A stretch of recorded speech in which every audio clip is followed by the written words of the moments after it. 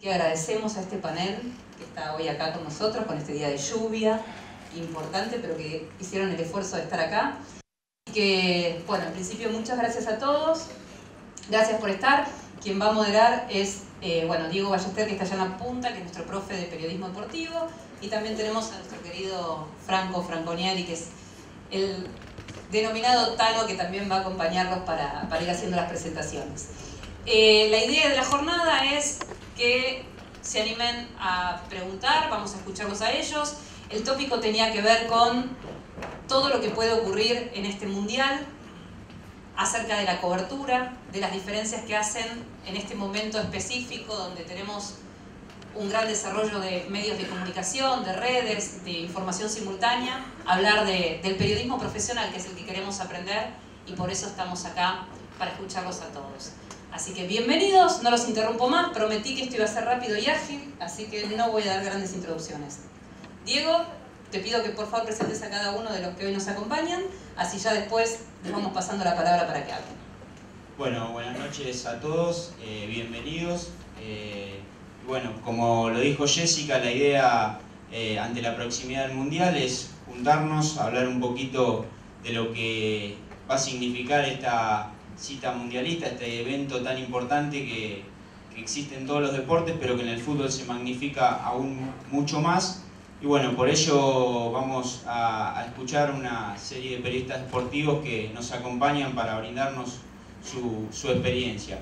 Vamos a estar hablando con Débora, con Horacio, con el Tano, con Ramiro Penas y Borja de Matías, que nos van a tratar de dar un poco su experiencia en esta materia que es el periodismo deportivo y en este camino que han transitado.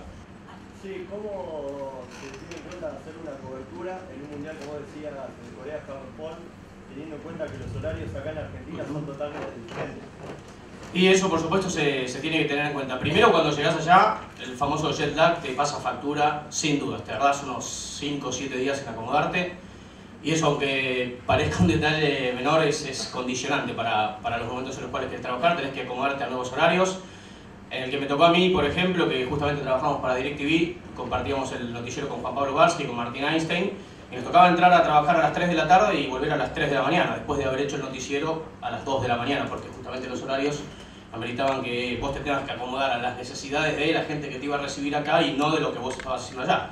En definitiva, estás cubriendo un mundial, así que te tenés que acomodar a todo lo que sea necesario para que la señal que te contrata acomode los horarios a las necesidades de consumo de la gente que lo mira, para que vos, en la hora que los tipos van a ver el noticiero, tengas sueño, no tengas sueño, sean las 2 de la mañana, la 1, a las 3, hayas visto 3 partidos, 5 o 10.000, estés en condiciones de hacerlo. Ese es un condicionante interesante, el tema del horario. Ahora no va a suceder eso en Brasil, pero sí, te acomodás, sea en un lugar tan complicado como fue Corea en su momento, o en otros un poco más cercanos, las horas hacen que te vayas acomodando y es un lindo desafío dentro de una cobertura que tiene, por supuesto, muchas cosas más.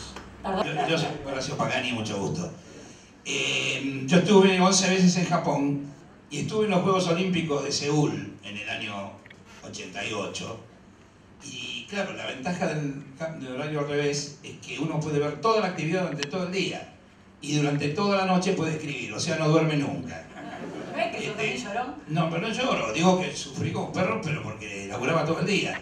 La ventaja en los juegos, justamente, que hay actividad todo el día, de la mañana a la noche, tenía la oportunidad de ver todo y luego tener que escribir en la madrugada, porque es el horario que aquí está bien, ¿no? Yo también estuve una vez en Japón por un día. Fui a Japón por un día. Esto sí que es complicado, ¿no? Es complicado porque por circunstancias fui a ver una pelea a Filadelfia, en Estados Unidos, y de ahí tenía que viajar a Tokio después para una pelea que se hacía 2 días después. Pero ocurrió que el avión no salió y salió al día siguiente. Y llegamos al estadio con la valija que llegamos, o sea, porque uno cuando llega al aeropuerto de Narita, en Tokio, cree que ya llegó, que ya está. Después de 100 horas de viaje, decís, bueno, al fin llegué. No, después tenés 3 horas para llegar al centro, porque son 80 kilómetros que vas casi a paso de hombre, ¿no? Y bueno, y esa vez llegamos, vimos la pelea, perdió el pobre locomotora Castro perdió con un japonés. Y luego en la madrugada tuve que escribir, yo venía con un poquito cambiado el horario, y tuve que escribir y además no tenía para comer, porque cuando terminamos eran las 2 de la mañana y no había servicio. Y pedí que me trajeran a la habitación. Me dijeron que no, eso de... en japonés se dice room service. No había. Y entonces abrí la heladerita y dije, voy a engrupir el estómago con esta botellita de whisky. Creí que era de las chiquitas. Cuando la saqué era una mediana. Y la quise poner de nuevo adentro y ya estaba automáticamente en la cuenta mía abajo. Entonces la tomé. El estado de ebriedad que tenía sin comer para escribir a las 5 de la mañana, que eran las 5 de la tarde aquí en Argentina, yo tenía que partir al día siguiente hacia aquí. Y escribí, no sabía ni qué pelea había ido a ver. Pero salía el oficio siempre en salva a los pobres periodistas. Estaba liquidado. Y después me avisaron que el avión, yo tenía que irme 5 horas antes para ir al aeropuerto, ¿no? Que el avión que iba a salir a la tarde salía a la noche. Y fui a la noche, ¿no? A Narita. Pero ese viaje yo había viajado en clase ejecutiva, porque no había lugar, porque siempre los periodistas en general van en la perrera, ¿no? Yo viajé en la perrera de chiquita. Pero me pasaron, como tenía muchas millas, me pasaron una primera. Dije, ah, la pucha, acá puedo tomar Don Periñón. Y efectivamente, apenas me senté, me trajeron una copa de Don Periñón. Dije, tema resuelto. Pero pusieron una escalerita al lado del avión y empezaron a hacer algún arreglo. Y en Tokio los aviones no pueden salir después de las 23. Se hicieron las 23. Y nos bajaron a todos, como ganado nos llevaron a un hotel que estaba a 10-15 kilómetros ahí en el aeropuerto, que no había para comer. Éramos 300 personas. Aparte que las cosas, vos ves todo colores y formas en Japón, no ves comida. Yo no comí, yo comí pavo frito. No, bueno, era una tienda internacional, había morfi, pero lo que pasa es que... Lo que pasa es que... No, pero estábamos en un hotel que nos tenían que servir la comida. Era todo japonés. ¿Y qué crees que era? En español, Japón. Comí papas fritas y tomé cerveza, me lo pide 10 pesos. Arigato, arigato. Y bueno, entonces finalmente me quedé en la noche, en la madrugada, esa, sin comer nuevamente. Nos levantamos en la mañana, tomamos el avión a Nueva York, pero habían cambiado la combinación. Entonces llegamos a Nueva York a la mañana y el avión nuestro para Buenos Aires salía a la noche, no nos querían dar hotel. Y nos dieron un hotel, pero yo dije, ya que estamos acá, vamos a Manhattan. Hacía 30 grados bajo cero porque era diciembre. Y yo había despachado toda la ropa de invierno hacia Buenos Aires, estaban con mocasines. Y cuando bajé del taxi metí el pie en un charco de agua, en una escarchada. Se me pusieron así los dedos de los pies. Y bueno, y dije, vamos a volver al hotel. Tomamos un taxi, nuevamente volvimos al hotel.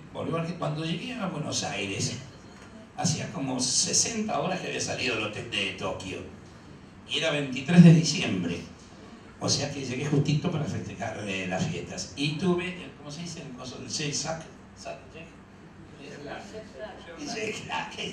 el cambio horario, ¿no? Y bueno, esto de los sacrificados, que es un pobre periodista deportivo, quiero decir que es muy sacrificada esta profesión. Tal vez la más sacrificada del mundo. Este mundial al que voy a asistir ahora es el 9º. Ya estuve en 8 mundiales antes. O sea, tiene que ver con mi vejez, ¿no? Esto no cualquiera tiene que tener años para tenerlos. Y digo que ahora este mundial verdaderamente es el avance de la web, de la tecnología, de los que quieren que la palabra escrita, que es la más fuerte, la que perdura, la única y verdadera palabra que queda, vaya desapareciendo detrás de la imagen de las computadoras. Entonces ahora los periodistas vamos a tener con esta famosa convergencia que hay entre la web y las páginas de papel. Vamos a tener doble función, nos van a dar teléfonos inteligentes para que hagamos así, saltamos nosotros de cualquier lado. nos complican bastante el trabajo, porque ahora el trabajo se duplica con esta historia. Y además yo, además de ir por Clarín, voy a estar en la cobertura también de Teis Sport, que vamos a tener un programa diario. Entonces ha cambiado completamente la cobertura de los mundiales en relación con los primeros, ¿no? Cuando fue el mundial, por ejemplo, de España en el año 82, todavía no existía la tecnología aplicada a los mundiales y se mandaba por teles, los materiales se mandaban por teles. Antes era mucho más complicado mandar los materiales que escribirlos y hacerlos, porque era muy costoso el tema de mandar los materiales. Yo llegué a mandar materiales por correo. Por correo, una vez en Italia, nosotros íbamos al correo a llevar el material. Los tipos que trabajaban en el correo están acostumbrados a hacer telegramas de 1 o 2 liñitas, ¿viste? Te quiero, te extraño, mañana vos le aparecías con 300 líneas en otro idioma, además. Había que adornarlo con unas cuantas liras y tardabas y perdías 5 horas para mandar el material. En cambio ahora apretas un botoncito y llega, porque está todo computarizado. Pero esto, yo digo a ustedes que son alumnos, que la irrupción de la tecnología es muy útil para los periodistas, es fundamental para esto, para los enviados especiales y para mandar los materiales.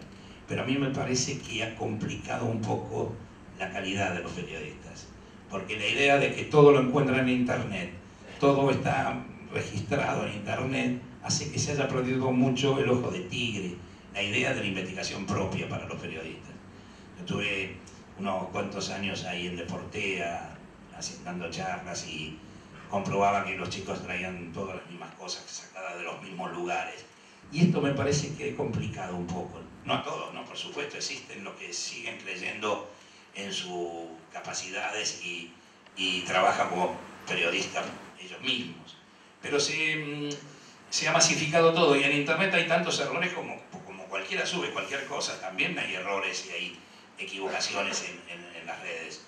Y entonces digo, como recomendación, les diría que estén atentos a capacitarse y a tratar de ser periodistas sin depender absolutamente de Internet. Vale. En cuanto a la cobertura del Mundial, ¿cuál es la diferencia entre el aire, el cable y DirecTV? La diferencia naturalmente es de llegada, pero también acá empiezan a jugar los derechos. Por ejemplo, para este Mundial que se empieza ahora, DirecTV tiene derechos y eso hace que tengas una llave para que se te abran muchas puertas, sobre todo en términos de acceso a información, imágenes y posibilidad de mostrarlas en tu señal. DirecTV tiene una señal de deporte que se llama DirecTV Sports, que continúa acumulando eventos, ya se siguen acumulando también programas y productos hechos por la propia señal. Y el tener los derechos para el Mundial hace que esto resulte un buen espaldarazo para lo que se viene, que es seguir desarrollando la señal, que tenga su identidad. Pero claro, si tienes los derechos en un Mundial vas a tener mucha ventaja sobre el resto. Esto era lo mismo que pasaba en definitiva cuando el fútbol estaba manejado por una empresa y que tenía los derechos para mostrarlo y vos hasta que no pasara fútbol de primera no tenías ninguna posibilidad de verlo en otro lugar que no sea ahí. Teis Sport también tiene los derechos del Mundial, va a transmitir los 64 partidos, va a transmitir también los 7 partidos de Argentina en vivo y va a tener 18 horas de transmisión del Mundial diarias. Que esto es también más laburo para los periodistas, ¿no? O sea, 18 horas desde Brasil en el aire todos los días. En este caso, para este Mundial de Brasil, los derechos los compró Gol Televisión, que es una operadora de cable que nació hace 3 años y es la que va a tener los derechos del Mundial para dar los 64 partidos en exclusiva, exceptuando los partidos de España. Los partidos de España, por ley, los tiene que dar Televisión Española. Esto quiere decir que cualquier español, en cualquier casa, sin tener la necesidad de pagar por un cable, va a poder ver los partidos de la selección, pero no va a poder ver ningún otro partido, exceptuando la final, que la final también está declarada de interés general y también la pasa a Televisión Española. Por lo tanto, es mucho más sencillo. Imagino, intuyo que van a viajar muchos menos medios, imagino que cuando a cualquiera de vosotros se asocia la palabra España, se asocia la palabra crisis y se asocia la palabra crisis del periodismo. La crisis tan brutal que está viviendo en Europa los medios de comunicación hacen que se recorte muchísimo a la hora de viajar a un evento de estas características. Si tenemos en cuenta que, por poner un ejemplo, que al Mundial de Corea y Japón en 2002, la televisión que tenía por entonces los derechos era Antena 3. Antena 3 viajó con un montacargas en un avión solo de información. O sea, tacos y tacos y tacos de información. Eso hoy lo tenemos con un ordenador, tecleamos y tenemos todo eso. ¿Qué pasa? Que para gestionar toda esa información requería muchísimo más gente para ir. Bueno, ahora las televisiones entienden que el trabajo se puede hacer de una forma mucho más compacta, con menos gente. ¿Eso qué es? Malo para nosotros, malo para vosotros, que intuyo que queréis trabajar de esto en un futuro, y sobre todo que se resuelve un problema que antes necesitaba más gente, ahora se resuelve con mucha menos gente. A veces es muy difícil para aquellos que van a, por ejemplo, vos a cubrir el entrenamiento de la selección argentina. Y vos llegás a tu hotel para mandar el material y es algo que para el otro día ya es viejo. Entonces vos tenés que buscar la diferencia, y ahí está un poco lo que hablábamos con el chico que preguntaba cómo se hace para marcar diferencia. La diferencia la hace realmente el tipo que está ahí parado. El profesional, a no ser que a último momento se te rompa uno, pero digo, ante la desgracia, digo, evitemos las cuestiones espantosas. El tema de lo que sucede en el momento se sabe en el momento. Para marcar diferencia, está el tipo que está ahí, ya las primicias prácticamente no existen, sino marcar diferencia en un mejor producto. Yo creo que al final todo esto nos conduce a un terreno peligroso. Y el terreno peligroso es creernos que por tener cada uno un teléfono móvil, un celular, y tener el acceso a Twitter y tener el acceso a todas las redes sociales, que son maravillosas, podemos ser portadores de la noticia o tener la claridad de lo que ha pasado, ¿cierto? ¿Cuántas veces hemos escuchado, leído por Twitter que ha pasado una cosa y luego no había pasado? Bueno, también querer ser el primero, esa tan inmediatez, para mí es algo que ya ha terminado. Pero también es algo que exigen los medios. No sé, en el caso tuyo o el de ustedes, y acá puede entrar Julián Mancilla, que forma parte de la producción del noticiero. Digo, muchas veces los productores o tus editores te piden que adelantes tu información por Twitter. Digo Twitter primero porque soy una enferma de Twitter, para aquellos que saben. ¿Que adelante por Twitter? ¿Dónde? Sí. Ah, bueno, no, donde estoy yo no. Yo estoy completamente en contra. Yo soy el jefe de deporte de Canal 13 y si un periodista mío dice algo en Twitter antes de decirlo en la pantalla, lo espero para matarlo. La verdad es esa. Es lógico. Entiendo que se nutran de Twitter y entiendo que sea un ejercicio válido, sobre todo para aquellos que tienen un universo de conocimientos muy acotados, y la cobertura de un club o la cobertura de la selección durante el Mundial. Ahora, creo que definitivamente el Twitter, operado por periodistas que anticipan la información por esa vía antes de darla en su medio, es evidentemente un capricho de vanidad, ¿no? Absolutamente. De dar la información, de apropiarse de la información antes de darla en un medio. Y yo, como responsable de un equipo de trabajo, digo, la verdad, me ofendería mucho si uno de mis periodistas, antes de decirlo en la pantalla, lo dice en Twitter. Lo que te estoy diciendo es, trabajando para, por ejemplo, a la red, era anticipar lo que te vas a preguntar, sí. O sea, lo han pedido los productores, te lo piden. De hecho, ESPN, bueno, no hay nadie de ESPN acá, ¿no? ESPN, ¿qué es? ESPN. Bueno. ESPN. Ese que está entre TIC Sport y Fox, los chicos tienen, de hecho, la mayoría, Olé lo quiso imponer, le va a costar mucho, porque la mayoría de los periodistas que tienen Twitter no quieren tener un Twitter identificado con el producto, pero ahí en ESPN la mayoría de sus periodistas dicen Horacio ESPN. Vos no lo harías, ya lo sé. Yo no, mami. Pero digo, hablo de que la mayoría de los chicos, a ver, si los chicos que están acá tienen Twitter, saben que la mayoría de los chicos que están cubriendo para ESPN cosas tienen es que en algunos casos puede ser no orden ni obligación, sino un consejo, una bajada de línea. Olelo ha querido quieren identificarse con el medio, bueno, háganlo en nombre de ESPN, pero se sabe que además a la hora de tuitear o tirar alguna información vas a estar representando el medio, lo cual estás hablando por vos y por el medio.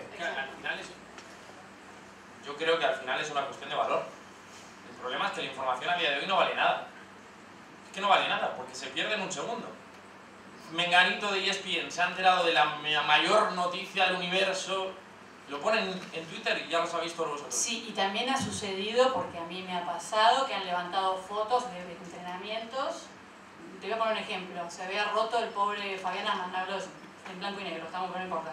Se había roto los ligamentos Fabián Asman, obviamente, imagínate que no iba a sacar la foto del pibe gritando, agarrándose la cabeza, pero saqué la foto cuando lo trasladaban a la ambulancia. Salió en todos los noticieros. Los periodistas no tienen que sacar fotos. En el tuyo también. Bueno, vos te acabas de decir que te vas al mundial con una camarita que tienes que enfocarte. No lo voy a usar. Ah, bueno. No, yo no lo hago, pero no lo voy a usar, no, la camarita. Las camaritas son para hablar por teléfono. Si tienen los números, le llamaré por teléfono. periodista no tiene que sacar fotos, nos estamos matando entre nosotros. En la profesión, las empresas se aprovechan de los periodistas y les hacen hacer cosas que no deben. Y así han desaparecido ya prácticamente los locutores de la escena pública y van desapareciendo los fotógrafos porque los periodistas sacan fotos. Cada uno tiene que hacer lo que corresponde.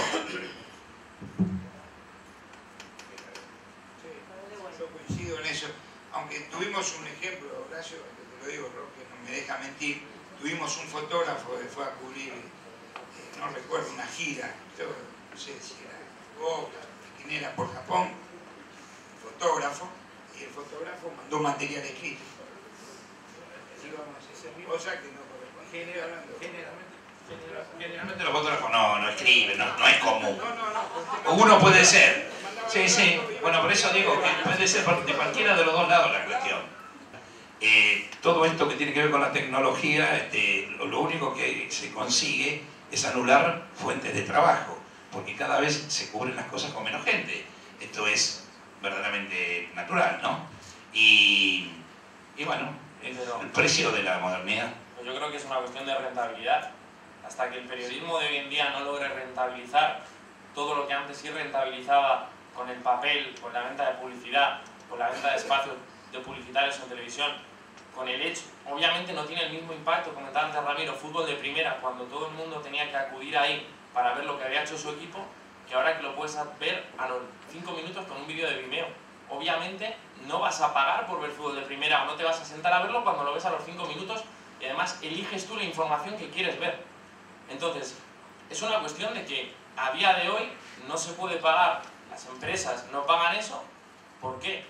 Y ojo que no estoy defendiendo a las empresas, yo me digo. Pareciera que está defendiendo a las empresas. No. Las empresas son las que tienen que hacer cargo, no los periodistas de la rentabilidad. O sea, la rentabilidad la tienen que conseguir las empresas a través de saber vender su producto, sí, no los periodistas. Pero obviamente si la empresa no sabe vender su producto, el que se va a casa sin trabajo soy yo. Por lo tanto, Borja, mira, yo te voy a contar algo que pasó aquí en Argentina. El fútbol de primera para mí prostituyó el periodismo. ¿Por qué? El fútbol de primera tenía la exclusiva con el equipo que salía campeón y todos los demás periodistas no podían tener esa cobertura. ¿Pero por qué? Porque le pagaba. Vos después te querías comunicar con un jugador para traerlo a la redacción. No, ni loco, yo voy a fútbol de primera que me pagan. ¿Cuánto me dan ustedes? Crónica no tenía ni para pagarnos los sueldos a nosotros, que le íbamos a pagar a un protagonista. Hubo una vez que, aunque eso sí fue cierto, todo un plantel de Boca, no quiere decir que lo llevé yo, pero llegó a la redacción. Lo llegó, como decía Débora, porque teníamos una amistad. No una amistad, un conocimiento de todos los días, porque no hay que ser amigo de los protagonistas. Hay que tener buena relación para poder conseguir después el objetivo, que es la nota, o la primicia, lo que sea. Y llegó todo un plantel con Marci, con aquellos famosos Palomas y Halcones, de años 90. Blanco y negro. Todo blanco y negro, pero es el blanco y negro que vendía 1 millón de ejemplares. Yo me quedo con ese blanco y negro. A mí me tocó cubrir el Mundial de Estados Unidos con el doping de Maradona. Yo digo, no sabía. ¿Qué hice? Agarré un teléfono, y en esto hay varios testigos, y me pude comunicar con el presidente de la FIFA, con Joseph Blatter. Y ahí le consulté qué era lo que iba a suceder. Y él me lo contó. Y yo lo escribí a través de mi Olivetti, lo mandé por fax a la redacción. Lógicamente no había Twitter, no había Facebook. Que si eso hubiera explotado, como vos dijiste, en todos lados. Pero la noticia, la nota con Blatter, yo la conseguí, levantando un teléfono. Hoy quizás eso no se hace. Hoy en Twitter es anónimo, porque es anónimo. A mí me han mandado mensajes. Agarré, me borré directamente, porque no sé quién está del otro lado. Yo quiero escucharle la voz. Es un antiguo, dice, yo quiero saber quién está. Y en Twitter no siempre está la verdad. Hay mucha mentira. Y por escribir rápido, por querer conseguir la primicia, se vende mucho humo. Volviendo un poco al tema de la televisión española allá en el país europeo, que es solamente la única que transmite los 7 partidos de España, ¿cómo se tomaría acá si solamente la TV pública, y sin entrar en política obviamente, transmitirá solamente los 7 partidos de la selección argentina y los demás, tanto TC Sport o DirecTV, transmitieran los 32 o 64 partidos, mejor dicho? ¿A quién le preguntas? ¿A él? En general. No, porque yo te quiero decir que antes era así, ¿eh? En este mundial recién es la primera... Yo te pregunto ahora, en la actualidad, ¿cómo se tomaría en lo que es el... No, pero en el mundial anterior transmitía la televisión pública únicamente los partidos de Argentina. En este mundial, por primera vez, Teis Sport también va a transmitir en vivo los partidos de Argentina. Por primera vez. A ver. Bueno, una pregunta en cuanto a lo futbolístico y una pregunta en cuanto a lo que es... además, bueno, primero destacar que Horacio dijo que iban a transmitir los 7 partidos de la selección, por lo tanto lo colocó en una final, una posible final. Puede ser tercer y cuarto puesto. Bueno, eso por un lado. Por otro lado, preguntar, más que nada como ahora se sabe todo lo que son, digamos, los partidos de fútbol, los equipos de fútbol que participan del Mundial, la gran mayoría de la información que nosotros sacamos de esos equipos vienen a través de internet, vienen a través de los partidos que vemos a diario en lo que ya sea UEFA Champions League o fútbol internacional, ¿sí? La pregunta es, en la época del, por ejemplo, el año 82, el año 86, ¿cómo se recaudaba esa información? O sea, ¿cómo conseguían, cómo se sabía que había un Johan Cruyff, cómo se sabía que había un Van Basten, ¿sí? En cada equipo? Es por simple curiosidad. ¿Cómo sabíamos que existía? Bueno, tampoco estábamos aislados del mundo. La información llegaba y las agencias de noticias siempre existieron. Las agencias de noticias siempre existieron. Y también los enviados especiales que iban a determinados partidos importantes. Y después era eso, el esfuerzo de cada uno por conseguirse la información. Lo que yo decía al principio. Había que foguearse, caminar y buscar la información propia, ir a hablar con los protagonistas, conseguir la información. Por eso digo que ahora está todo más simplificado, pero los diarios salieron siempre y las radios funcionaron, y si no había televisión antes, bueno, serían por teléfono, pero siempre se consiguió la información y siempre salió, bueno, todo lo que se consideraba interesante que saliera. Ahora con el abuso del tiempo y de la inmediatez, ahora salen también muchas pelotudeces, ¿no? Hola, mi pregunta es para Matías Borja y quiero preguntarle qué diferencias destaca mayormente entre el periodismo argentino y el periodismo español. Bueno, a veces, voy a aclarar esto aquí, me llamo Borja, el nombre es Borja, mis padres tuvieron la genial idea de mi padre, de apellidarse de Matías, entonces aquí en Argentina queda un poco confuso el asunto. Pero Borja son un nombre un tanto extraño. Diferencias, no conozco a la profundidad el periodismo que se hace aquí en todos los medios, por lo tanto voy a opinar de donde yo trabajo, que es en DirecTV Sports, que es una señal para toda Latinoamérica, y hay diferencias muy grandes. Por ejemplo, en España la figura del productor periodístico apenas no existe, o sea, existe mínimamente. Todos son periodistas que, si bien tienen una función determinada, hacen de todo en cualquier situación. Es muy común allí ver que el que presenta un informativo de deportes a la tarde, luego hace la producción del siguiente informativo. O sea, creo que hay mucho menos divismo en torno al mundo, a la figura del periodista estrella. O sea, allí lo veo más que hace, como tiene que hacer de todo, está más centrado en la realidad. Yo me sorprendo sinceramente de lo poco que trabajo. Es increíble. ¿En serio? ¿Puedo decir que somos vagos los argentinos? No. Digo de lo poco que trabajo, porque yo llegué a la televisión y me asignaron presentar una serie de programas, comentar una serie de partidos. Entonces yo tenía que presentar un programa y yo llegaba allí un tiempo prudencial antes, pero terminaba el programa y me iba a mi casa. Claro, era algo a lo que yo no estaba acostumbrado. Yo terminaba mi programa y luego me quedaba a ayudar o me quedaba a hacer ciertas cosas, y aquí era a casa, ya. Hostia, ¿qué hago? No sé, era como, tengo todo... Pero eso es el que está frente a cámara, ¿eh? Sí, entiendo totalmente. El resto, claro, por primero. Sí, pero el que está frente a cámara... Entiendo totalmente. Luego, en el resto de cómo se trata la información es bastante similar. Allí hay gustos, diferentes periódicos o diferentes medios de comunicación que apuestan por una cosa o apuestan por otra. Es cierto que se ha dinamizado mucho lo que es la apuesta televisiva por un contenido deportivo, en este caso, de una forma hacer periodismo de un modo o hacerlo de otro. Creo que esa polarización no es buena y aquí también se está viendo, ¿no? Tiene acceso a esa red. A lo que me refiero, y son modelos que ya están obviamente los grandes periódicos americanos los tienen, el Guardian en Inglaterra lo va a tener, que es El País en España próximamente a partir del año que viene va a ser de pago, y creo que es la única vía de salida para que la gente pueda seguir consumiendo información, y es que la gente se acostumbre que hay que pagar por ello. Y es que me parece lo lógico, porque el trabajo que antes, y imagino que Horacio vais a estar de acuerdo conmigo, por el hecho de que habéis trabajado en la época buena del papel y donde vuestra opinión o vuestras informaciones o vuestras entrevistas salían publicadas al día siguiente, si tú lo querías leer tenías que pagar. A día de hoy es gratis. ¿Cómo algo que había que pagar se ha convertido a que sea gratis? Obviamente hay una disminución tremenda. Es que no pagás lo mismo, no es lo mismo lo que sale en una web a lo que sale en el papel. O sea, si a vos te interesa saber lo que va a salir... Te diría que en el 90% es exactamente lo mismo. No. Antes de lo que yo consumo. Para nada, no. Trabajo en un diario, no. No sale lo mismo. De hecho, sale, inclusive las notas que salen en web salen no enteras. Yo, todo lo que yo... Estás diciendo que hace 4 años no compras el diario, o sea que no lo pudiste comparar. No, pero total, pero es que es imposible porque te sale todo entero. No, entonces te estoy diciendo que no, estás equivocado. Te estoy diciendo que no sale lo mismo. Para nada, bajo ningún punto de vista sale lo mismo. Yo todo, absolutamente todo lo que yo consumo de un diario deportivo, lo que me ofrece, en una edición de papel no me va a ofrecer más de lo que, o sea, quizá que yo esté ya totalmente satisfecho. Sí, pero digo, si no lo compras hace 4 años, ¿cómo sabes si te da más o menos?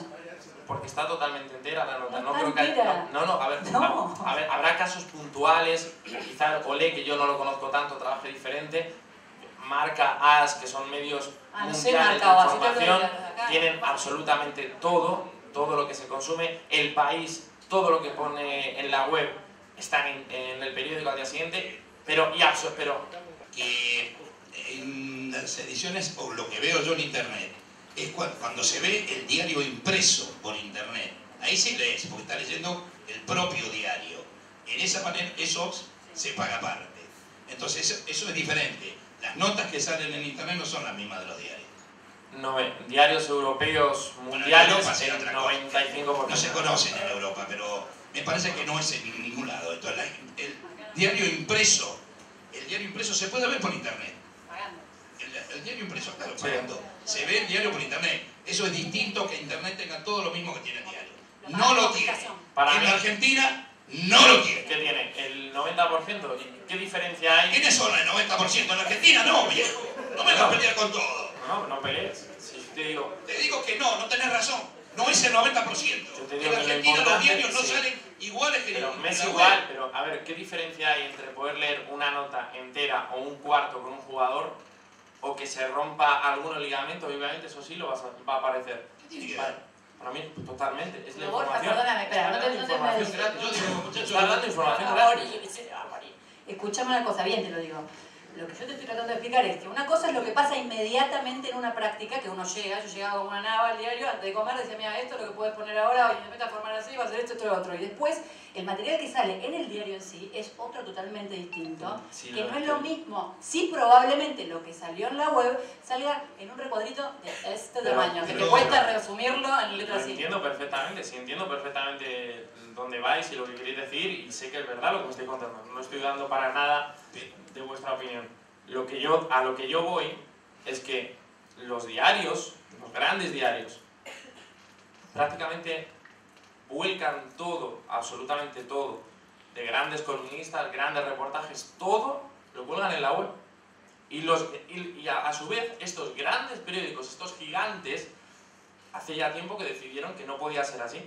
Y es al modelo al que va encaminado esto. Lo que no es cierto que sea gratis, porque para verlo en la web tenés que pagar. ¿A quién le pagas? ¿A Telefónica? No, la tenés que pagar a fin de mes, del abono. Bueno, no te lo tiran a tu casa, te van a tu casa y te lo regalan. Deben estar felices los de Telefónica por todo este tinglado. A mí me gustaría que estuvieran felices el del New York Times o el del Guardian, que son los que me dan trabajo.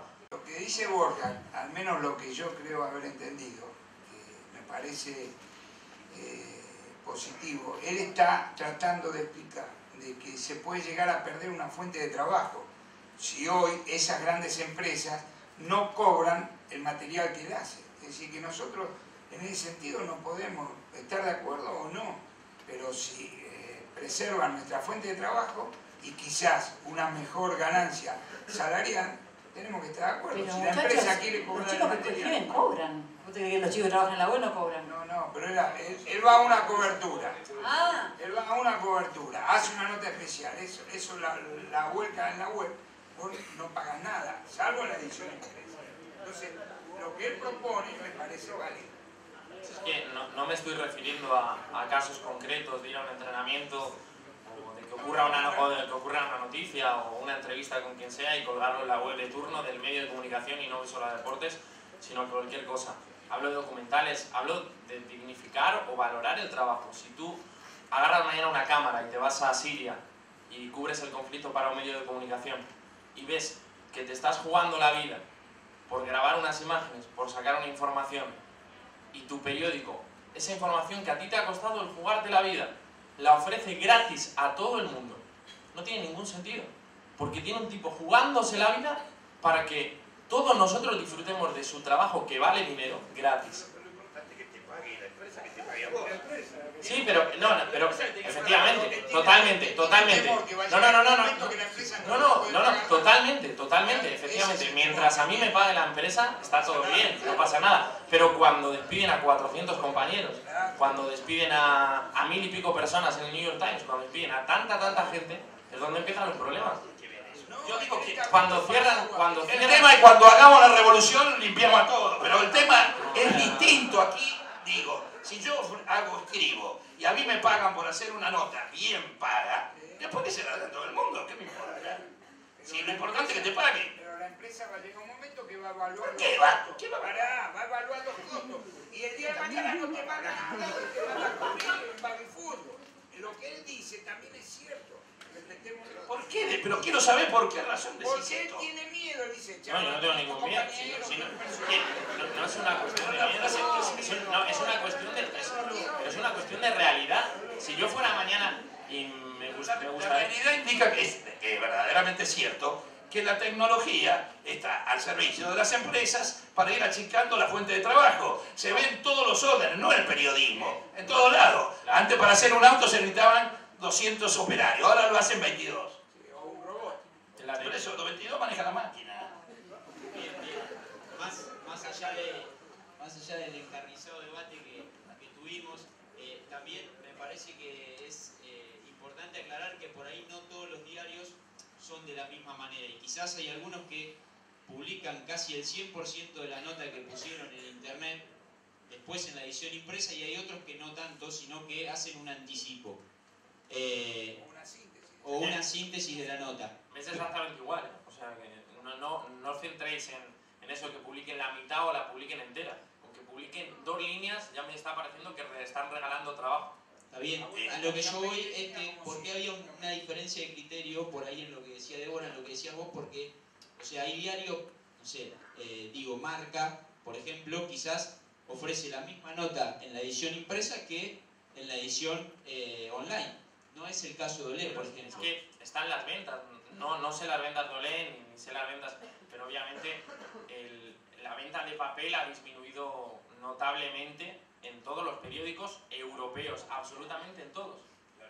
Pero ¿por qué disminuye eso? Porque la gente, no es que la gente se ha olvidado de leer o la gente se ha olvidado de consumir su información. Me gustaría saber, obviamente vosotros... Cuando el diario regala una corneta para el mundial, se vende más.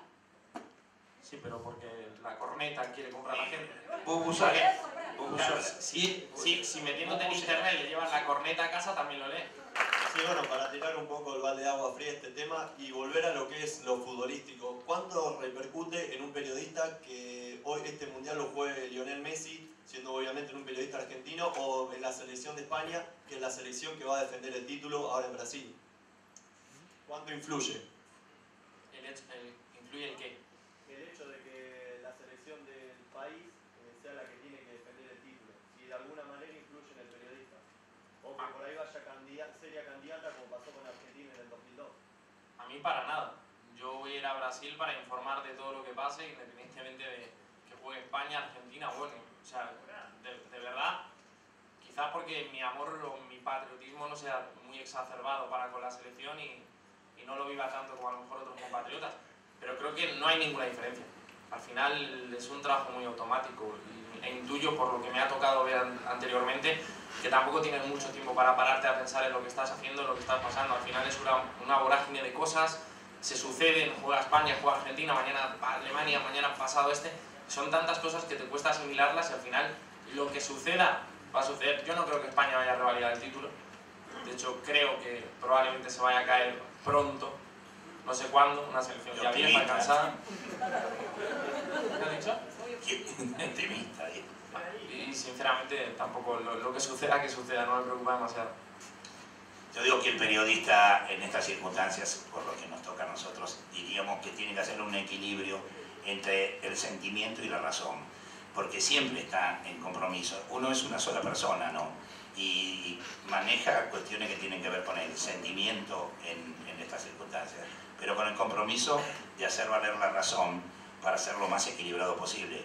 No se puede ser objetivo porque la objetividad no existe, pero se puede y se debe ser imparcial y trabajar con la idea de que el sentimiento no te tape la razón.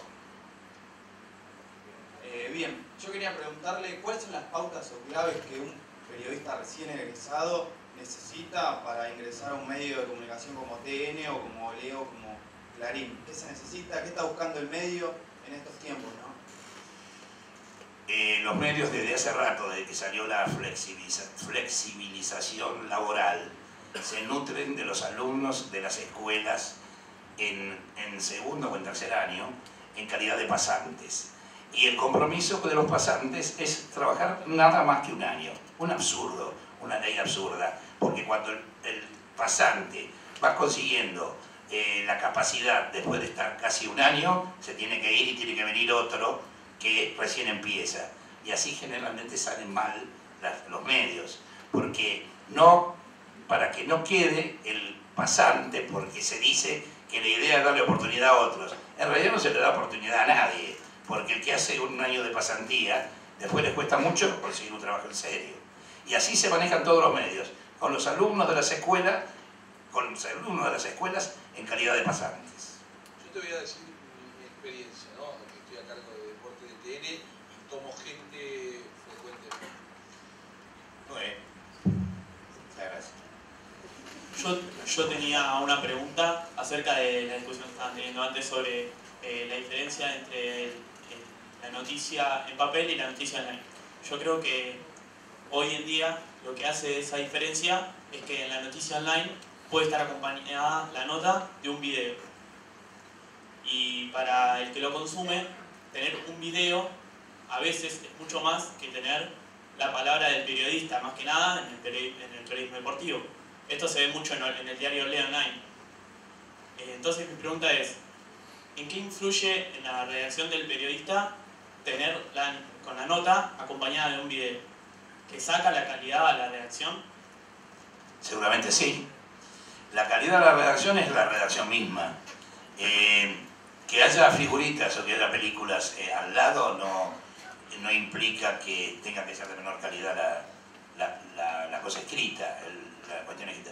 Pero quiero también manifestar algo que por lo menos en la Argentina, nosotros hablamos acá de la tecnología como si los 41 millones de argentinos tuvieran acceso y practicaran la tecnología. Y yo digo que para esto faltan muchísimos años. En este momento yo digo que en la Argentina debe haber 30 millones de personas que no tienen acceso a esto, ir al web y hacemos esto y leemos los diarios por web, porque la situación tiene que ver mucho con la cuestión social. Y entonces esto es un laburo de mucho tiempo. En este momento nosotros pareciera como que habláramos en nombre de todos, y estamos hablando en nombre de la gente que se está iniciando en esto de la tecnología, que es una parte mínima en la población del país. Y me quiero ir, me tengo que ir. Dije 8:30. No, pero un poco, sumando lo que vos decías, la verdad que la macana, fíjate que comentario de señora mayor, macana. La macana es que muchas veces esa imagen que vos tenés, la terminan haciendo chicos pasantes porque el editor de turno le da la cámara y le dice tomáselo, algo que hablábamos desde el inicio no corresponde. O sea, para algo están los camarógrafos, los fotógrafos.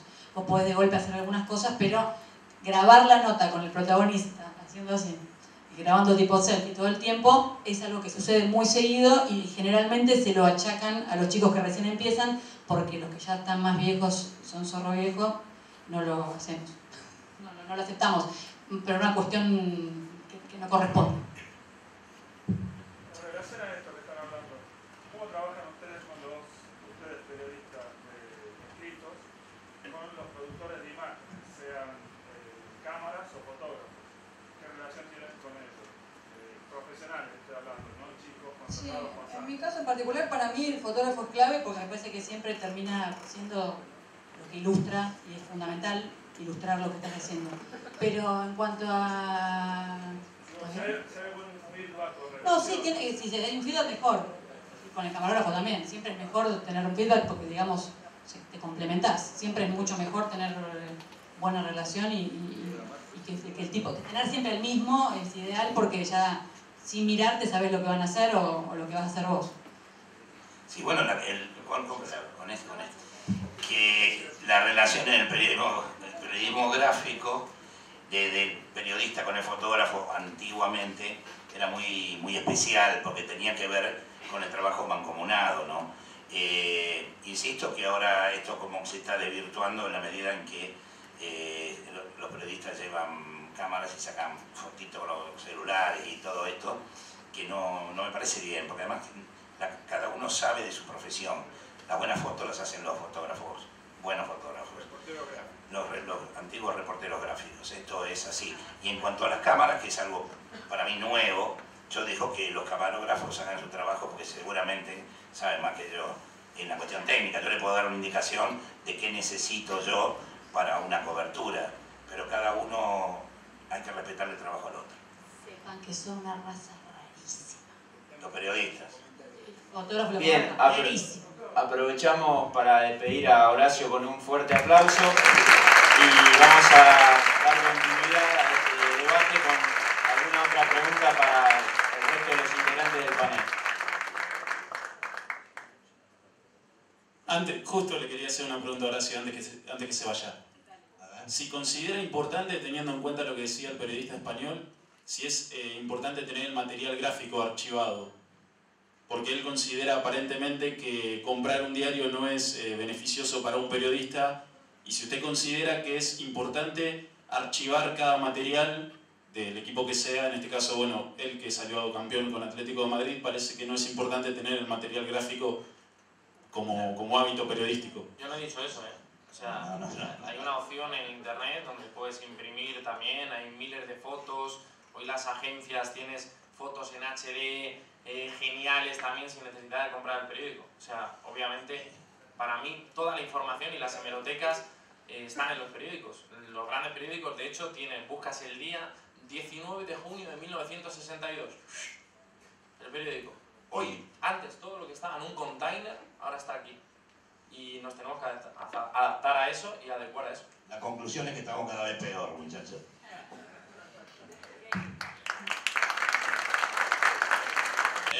Según su opinión y según todos los mundiales que se han dado, ¿creen que la cobertura de los mundiales es cada vez mejor o cada vez peor?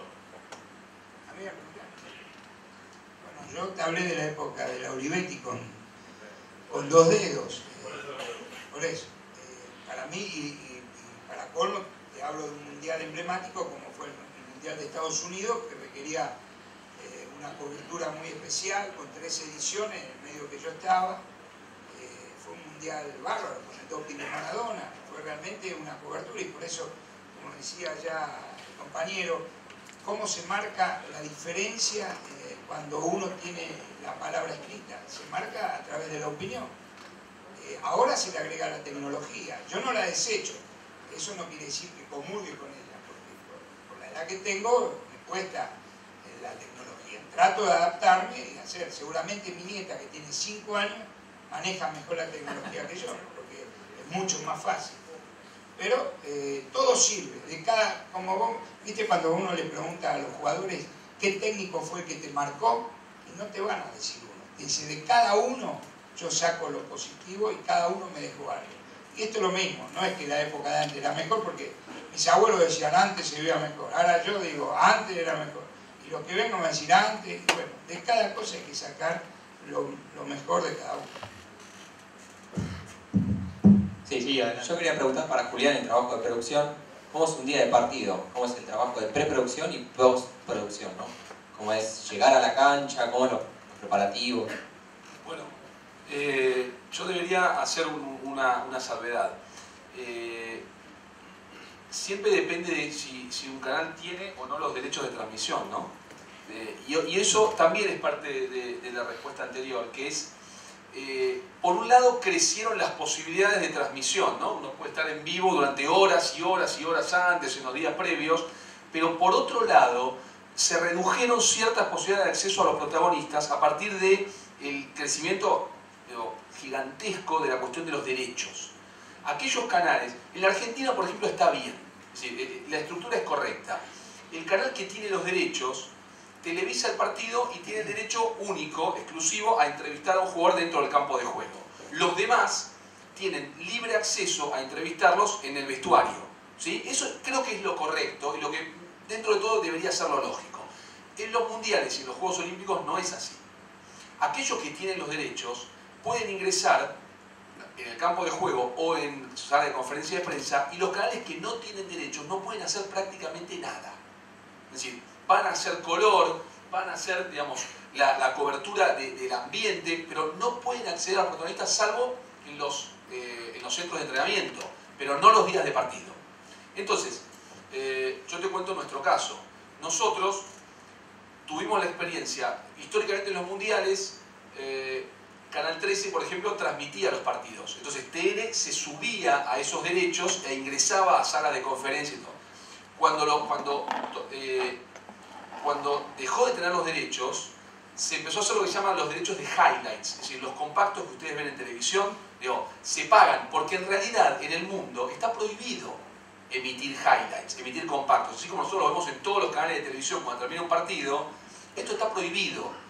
Y si el poseedor de los derechos quisiera impedirnos, aunque sea poner un segundo de imágenes, puede hacerlo perfectamente. Yo te cuento rápido una anécdota.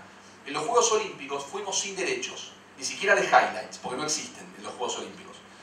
Y le contratamos el estudio y la disponibilidad técnica a CNN.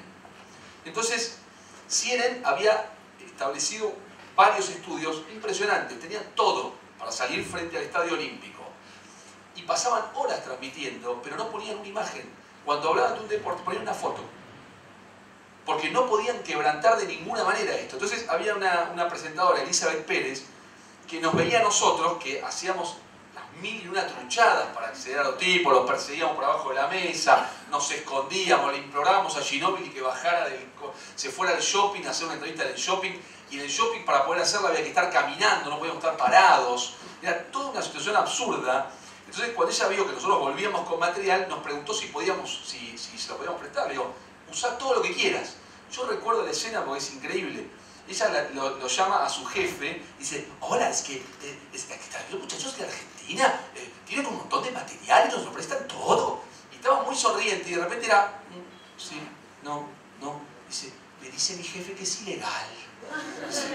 Entonces, digo, y nosotros teníamos las notas y contábamos obviamente con el protagonista que había querido hacerlas, pero ellos sabían que era ilegal igual.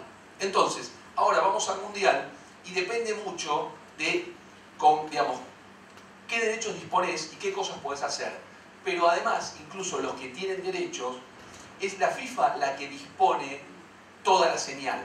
Vos prácticamente no haces nada. Vos simplemente contratás, que se llama buquear. Vos reservás qué es lo que querés. ¿Querés una cabina? ¿Querés un puesto de transmisión en el campo de juego? ¿O le vas a poner el audio directamente en destino, es decir, en Buenos Aires? Más que eso no haces.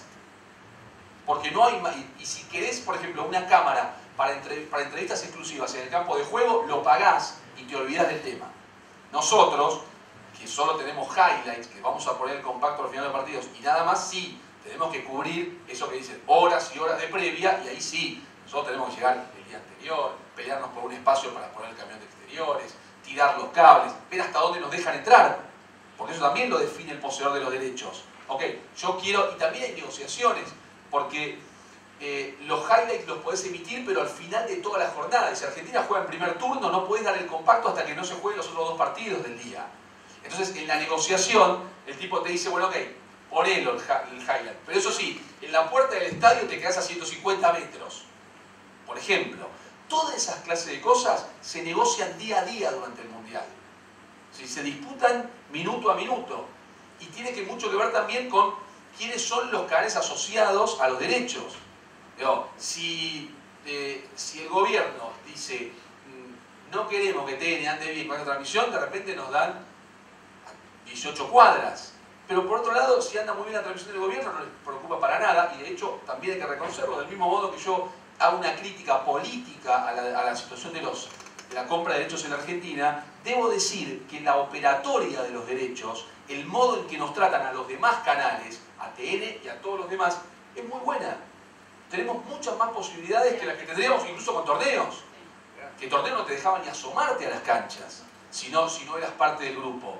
Entonces, digo, siempre depende de eso. Ahora, en los mundiales, te digo, si no vas con cierta cobertura de derechos de algo, prácticamente ni lo ves. Muy bien, vamos a dar finalización a esta charla. Le agradecemos a nuestros panelistas, a Borja, a Tano, a Débora y a Julián. Les ofrecemos un fuerte aplauso.